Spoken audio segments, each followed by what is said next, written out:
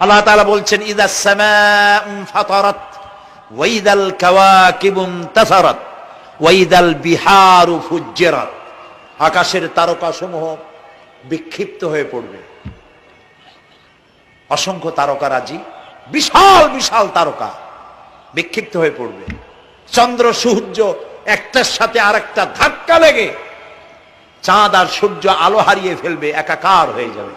পাহাড়গুলো উঁচু করে আল্লাহ তাআলা জমিনের উপরে আছাড় মারবেন, কাল ইহনিল মানফুস, তুলার মতো উড়ে চলে যাবে।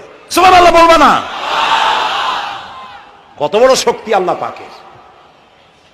ওয়াইদাল বিহারু ফুজ্জিরাত, সমুদ্র সমূহ বিদীর্ণ হয়ে যাবে।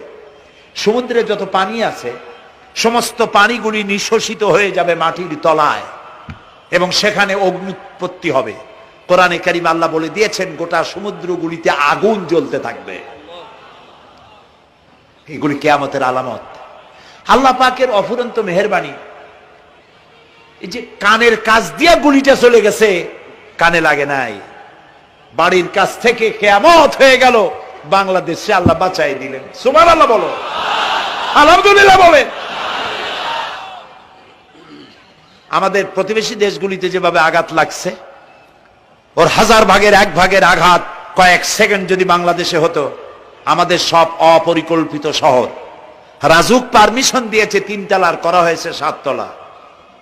এইভাবে অপরিকল্পিত যত বিল্ডিং আছে এগুলি পচা সিমেন্ট দিয়ে, পচা ইট দিয়ে তৈরি করা হয়েছে। 2-3 সেকেন্ডের ভূমিকম্প যথেষ্ট এই শহর লন্ডভন্ড করে দেওয়ার। অসংখ্য মানুষ মারা যাবে, অসংখ্য বাড়ি ঘর শেষ হয়ে যাবে। এদেরকে রেস্কিউ করার মতো মডার্ন ইকুইপমেন্টসও গভর্নমেন্টের কাছে নাই।